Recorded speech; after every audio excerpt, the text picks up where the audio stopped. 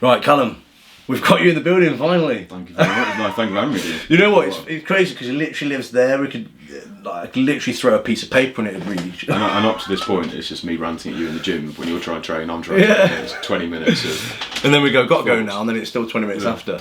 But no, yeah, mate. Thanks for coming on. Obviously, for the guys who don't know Callum, who may not know Callum, he's literally lives. Not in the back of my house, but he's one of my neighbours. He's a very big guy and he's charging you too much for gym subscriptions. He's got the patch in the corner. But yeah, so I'll let you introduce yourself and stuff, but the reason I've really got you on here today, and I guess it's good to get more of these going on as well, simply because we've got a lot to talk about, we've got a lot in common, we've got a lot in different directions of the industry as well. Mm-hmm. But just break down like who you are and why people should even listen to you. I don't know about the second point, but to give a brief background, I came out of the army at the end of 2022, so I served just under 8 years, commissioned to the Royal Welsh in 2015, and in COVID, the army was obviously struggling, and myself and my partner began to get ideas about a company we'd like to start involving some health consulting, because we were frustrated with the way that not just the army was able to look after its soldiers, but about how professional sport looked after its athletes, and how if those two quite niche, very well supported environments couldn't help people, how were normal people going to manage? Because people were struggling. You could see the impact on the NHS. You could see the impact of sort of false information or the lack of, or sort of the change of people's lifestyles along with sort of lockdowns, and we thought there was room for that. And we thought that where the problem was knowledge in part, but also. So did you literally get it from COVID? Is in that's what stimulated it?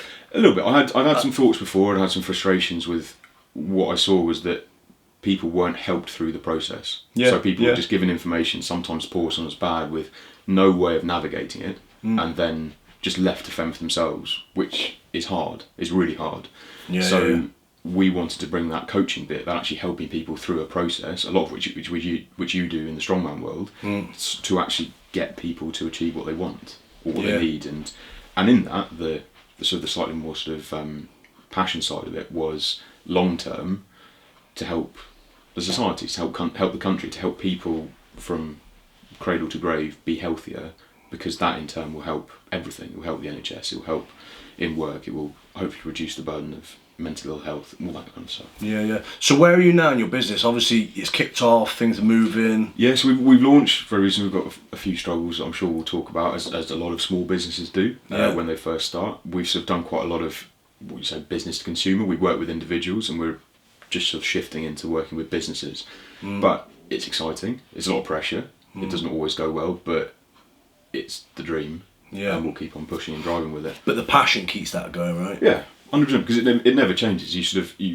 I get an immense kick out of working with people, which I'm sure we'll talk about in the future. Like, we both came from team environments, from sort of I'd say the ultimate team environment. So being around people, helping people, makes me happy. Yeah. But also the buzz when you get to see someone achieve what they want. Like when you take someone to a competition, and it's their first time, or when someone finally clicks their mindset, or they stop beating themselves up about something that they can't control. That's a great feeling, and that's what sort of drives it.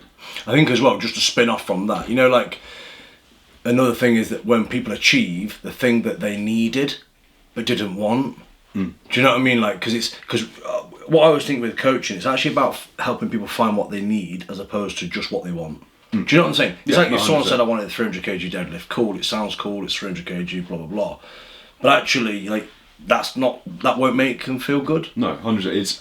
I think this is an idea that's it's growing as I go. Is sort of, we're all chasing feelings. Things give us feelings. So if you get more money, if that's your thing, that gives you a feeling. It allows you to buy more feelings by things that you do. And it's the same with training or weight loss. A number it's just a number. Yes, it's a target. It's a good guide. They can be used, but what is the real difference in terms between 62, if you want to lose weight, 62 kilos and 61? You feel better, you move better. That's what that number really means. It represents what that gives you. And likewise with the deadlift, unless you are a competitive powerlifter who, like, the total is actually the end goal, because that is the competition.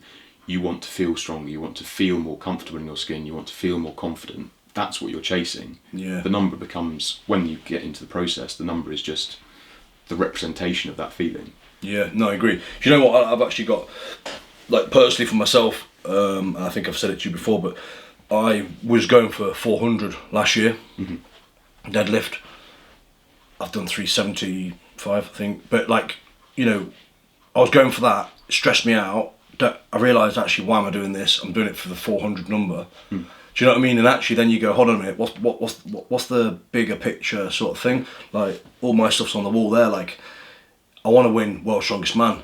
Having a 400 deadlift doesn't make you win World's Strongest Man. What actually makes me feel good? Winning World's Strongest Man. Do you know what I mean? And it's completely understandable. Like, we are primed to not only sort of, we like easily recognisable, easily marked numbers, because that's very helpful. And it's certainly not a bad thing to have those targets. It's just, when it becomes all consuming, you're inevitably going to have to find the next one, and actually it's the process, and everyone talks about it's the journey. It is that, because you fall in love with what you're doing, the feeling that it gives you, the confidence that losing weight, gaining strength, whatever your particular goal is, and that's what takes you far, and that's what gives you value, I think. And this is all an opinion, because some are very sort of, like, numbers are important, and I wouldn't take that away.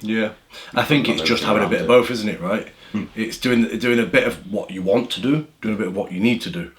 You know, it's balancing that out. So let's go into mindset then, because obviously they want to focus on the mindset side of things. Like, mindset in what we do. What I mean by what we do is the coaching aspect, right? I coach strong men and women to ultimately be the best version of themselves in the athlete world. Right, so I go through all the different, you know, part of my sections I do, obviously the training is one of them. I control that. I'll go through their nutrition, you know, and build their habits better, this, that, and the other. I'll go through their lifestyle recovery, you know, just generally all that stuff. But one of the things I also say is I go through the mindset. Now, when I say I do the mindset, what is that? You know, it's like, what is it? Why is it there? Like, you know, what do you do on your sort of side of things? What is mindset to you? I'd probably summarise it into giving people control. Control of feelings, control of their actions, and giving them the tools and the knowledge to then go out and take those actions that they need to take. So it's about giving people that, I also call it sort of freedom. Freedom from worry. Whether it's nutrition, whether it's training, whether it's sleep, whether it's any of those that you've discussed, they're all the same. They're all part of the same thing. You are giving someone control over something that either they didn't know about or they didn't know how to apply. So in the case of movement, you are giving someone the ability to move within the realms of what they are able to do, the place that they're coming from. But you're giving them back control. And where I think lots of people have sort of lost it, where I think lots of people go wrong, is that they feel out of control.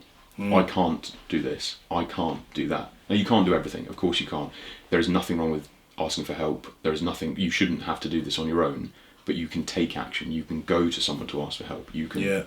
If it's in the case of someone who is sort of depressed, you cannot do that all on your own, but an action is to go and ask for help, and that is good. So that's what we're giving people control, and that's what I view mindset as. It's different for everyone, but it's how do you control your thoughts in a way that suits you. And as you said, everyone is different. There is no one size. That's why I think, like, it's really big for the habits, isn't it? Like, the stuff that, you know, the stuff that I teach guys to, like, little random things like having cold showers. You know, well, how does that help your mindset? Well, it starts you off in the right way in the day, and do you know what I mean? I think people forget that's all. You know, we say mindset like it's a, you know, it's an umbrella, but actually there is things within that, isn't there, that are going to support that, and I think that's one of them. Again, eating at the right times. Well, that's good for the nutrition side, but actually it's also good for the mindset side. You know, so again, what I'm trying to say is the habits are actually a huge part of that, aren't they? Where they're installed within their day. I think so, and you and I both agree on this when it comes to sort of, you have these sort of big goals. So let's say whatever your goal is, that is the goal. But underneath that are the behaviours that support it. Successful people, in whatever they are successful in, know what they need to do to go and achieve it. Whereas a lot of people, myself included, go to a problem and go, I don't know who to be. You break it down to the behaviours. So successful people work the required amount. That's quite vague. In just if you just said to someone, I want to be successful, work harder, that's not helping anyone. But what does that look like? And that's when you break the behaviour down into actions. And an action out of working harder or being more productive can be a cold shower. That is a tangible thing. I know I need to take a shower. It's like taking a sidestep, isn't it? As opposed to a...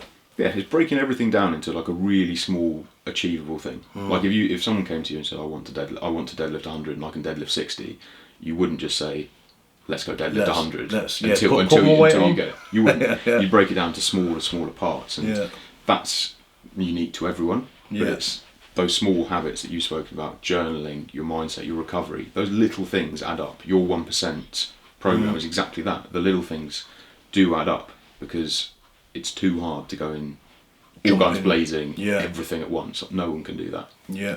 And I had a story from university. I'll take a slight tangent. I just wrote programs for people at the time, and a friend of mine, a girl, said, "Can you write me a program?" I said, "Well, of course I can. I can put something together." She went, "Oh, I don't want to look like Jess Ennis."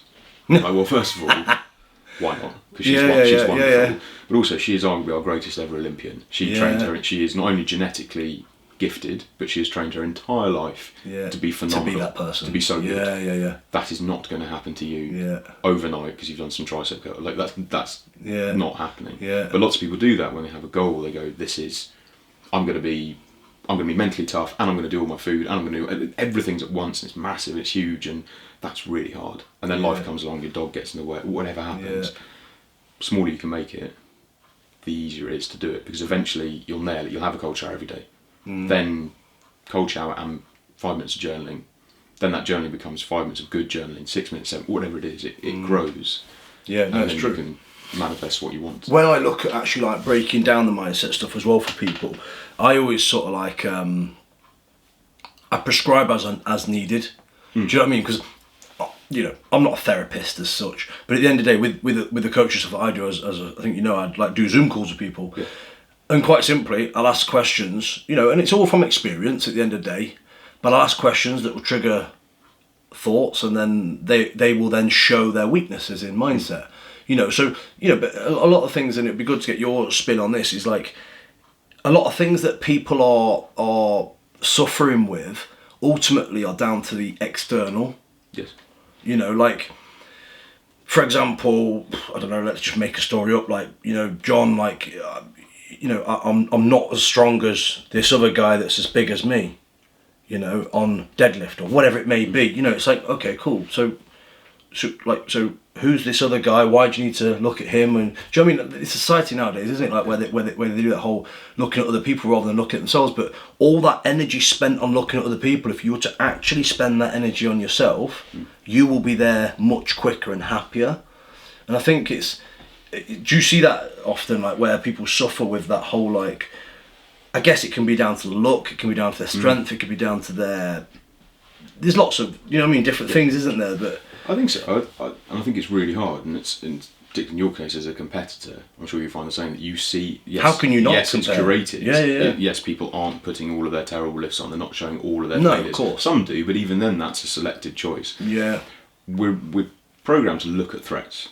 We're coming to my beliefs, but genetically we are designed to look for threats and to seek a position in the tribe, in the pack, whatever you describe it as. Yeah. And so we'd look at someone else and go, what can he do? What can I do? How can I do that better? How can I be preeminent, or whatever it is? Whereas now, as I said, you can see so much more of it. Even 10 years ago, 20 years ago, strongmen competing, you might hear about something, but then you go away, you do your thing. You wouldn't be seeing, I know it's not your category, but Gav Belton, for example, like you're not seeing him all the time. You'd see him maybe once every 6 months. Go, what have you been doing? Okay, I'll go. Yeah, of course, rather than scrolling. Yeah, so much easier to sort of cut yourself in a box and look after your people. But so that is a lot of it is comparison.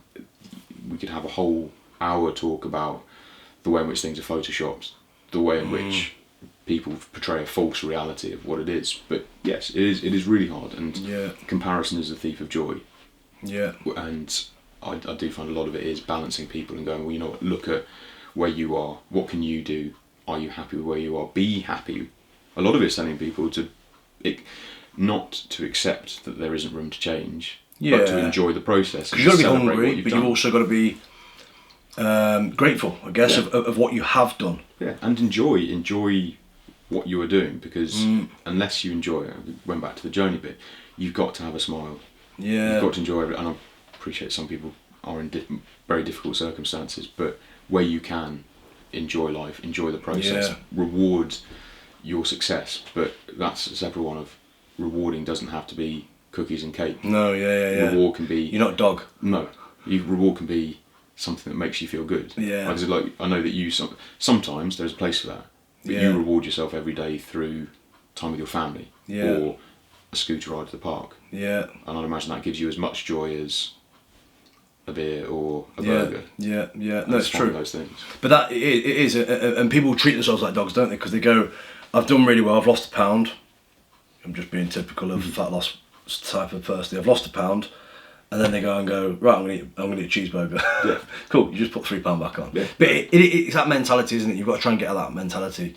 And I think that's where the discipline comes into it. That's where all the planning comes into it of what you've got, and having someone to lean on as a coach, if you like. I'm not trying to sell our businesses here, but having someone to lean on as a coach, or if you haven't got someone to lean on as a coach, have something. Yeah. Like again, I said earlier on, like all my stuff's there on the wall for me checking myself in. I physically sit here on a Monday, spin my chair around for 30 minutes. I'm studying where I'm at and what I've got coming up and this, that, and the other.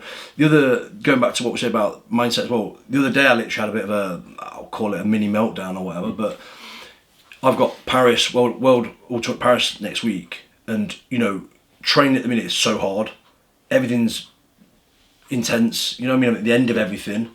I'm actually struggling to eat, so I'm losing a bit of weight. That's spiraled into then stressing me out, which obviously is not going to help. Yeah. But you know what I'm saying? For me at the weekend, we went Meadowhall. I mean, it was for Sarah's birthday, so I won't claim it was just for me.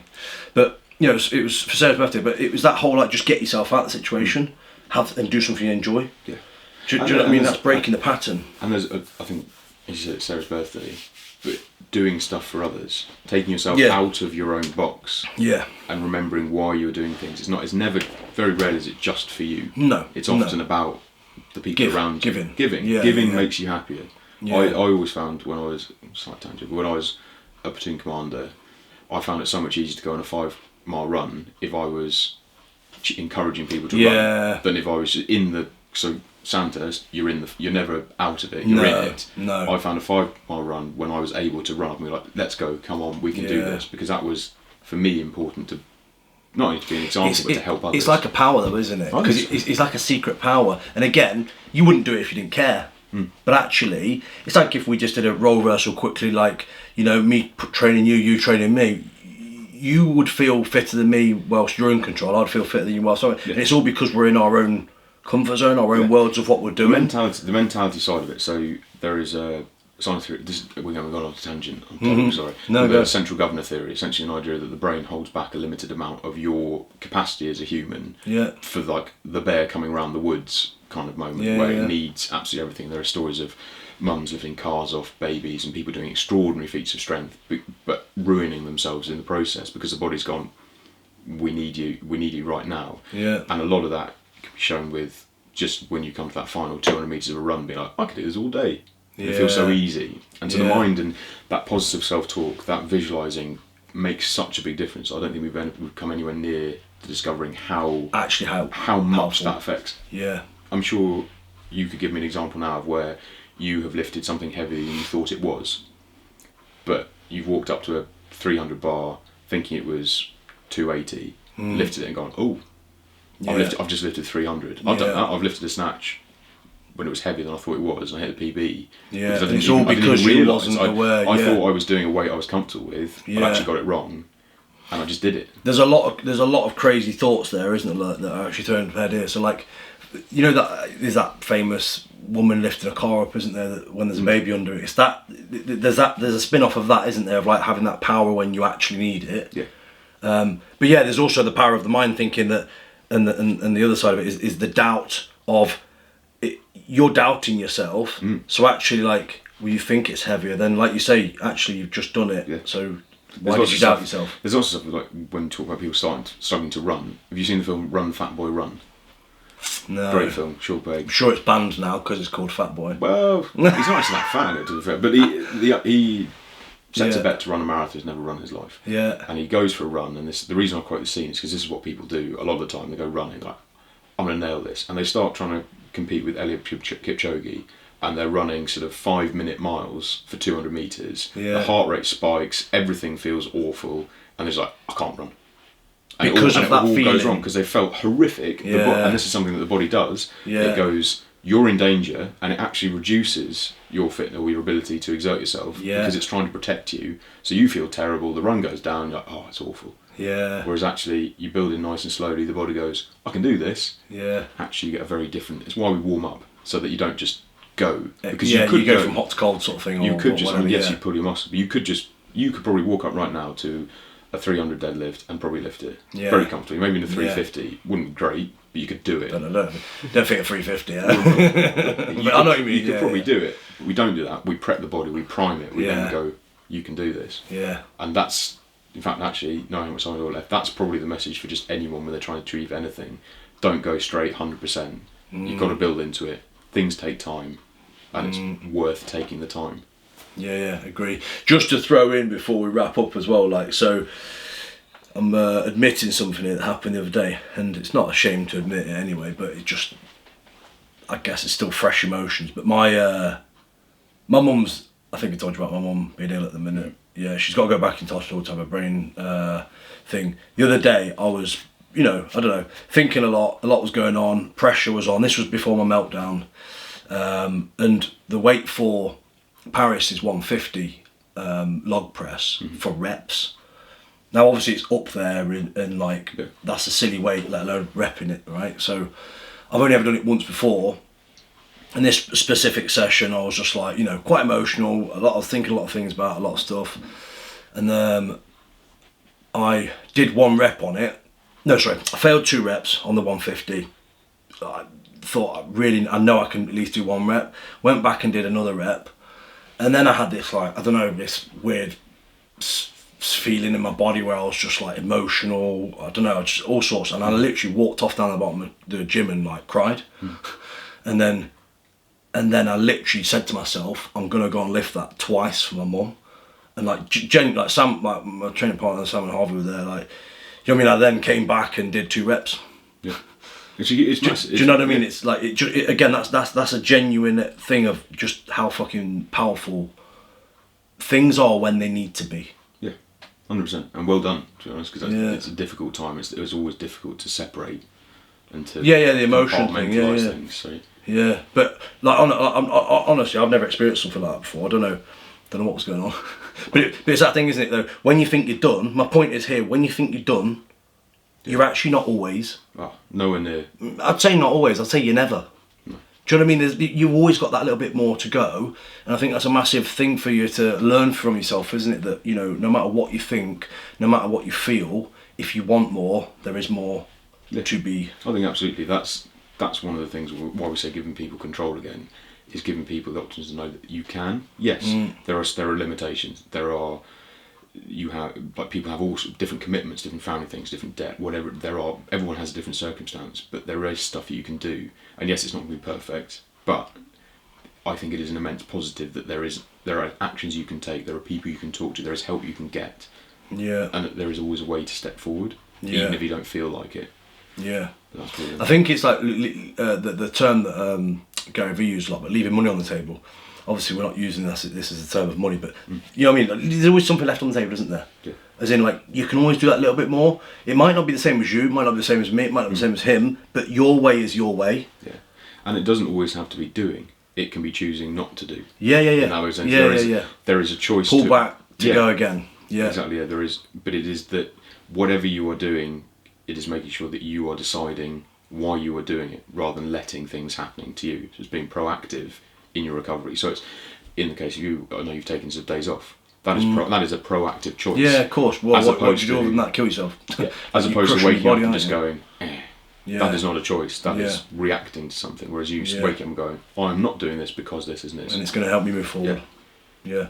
Love it. Okay. Right, on that bombshell. Cheers. Awesome, man.